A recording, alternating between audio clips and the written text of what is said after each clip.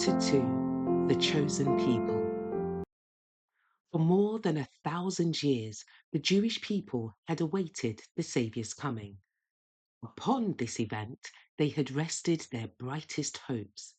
In song and prophecy, in temple rite and household prayer, they had enshrined his name. Yet his coming, they knew him not.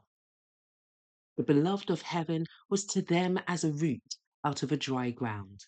He had no form nor comeliness, and they saw in him no beauty that they should desire him.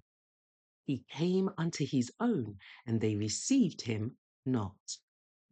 Isaiah chapter 53, verse 2, and John chapter 1, verse 11.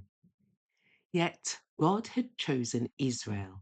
He had called them to preserve among men the knowledge of his law and of the symbols and prophecies that pointed to the Saviour. He desired them to be as wells of salvation to the world. What Abraham was in the land of his sojourn, what Joseph was in Egypt, and Daniel in the courts of Babylon, the Hebrew people were to be among the nations. They were to reveal God to men. In the call of Abraham, the Lord had said, I will bless thee, and thou shalt be a blessing, and in thee shall all families of the earth be blessed. Genesis chapter 12, verses 2 and 3. The same teaching was repeated through the prophets. Even after Israel had been wasted by war and captivity, the promise was theirs. The remnant of Jacob shall be in the midst of the people as a dew from the Lord, as the showers upon the grass that tarrieth not for man, nor waiteth for the sons of men. Micah chapter 5, verse 7.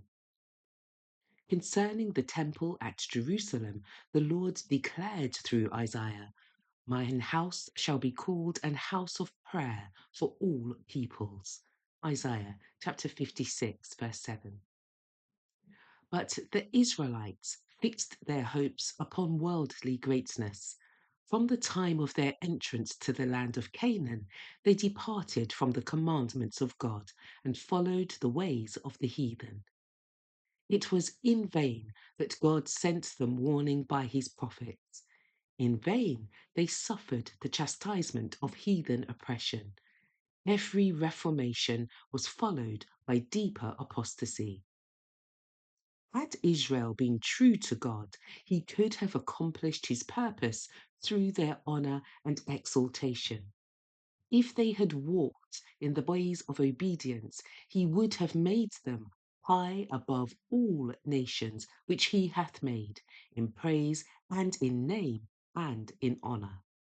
All people of the earth, said Moses, shall see that thou art called by the name of the Lord, and they shall be afraid of thee. Nations which shall hear all these statutes shall say, Surely this great nation is a wise and understanding people.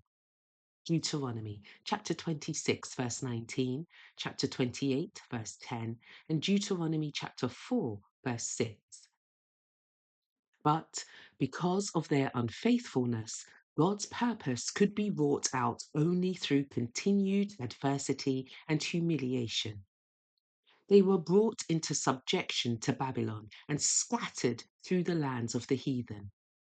In affliction, many renewed their faithfulness to the covenant. While they hung their harps upon the willows and mourned for the holy temple that was laid waste, the light of truth shone out through them, and a knowledge of God was spread among the nations.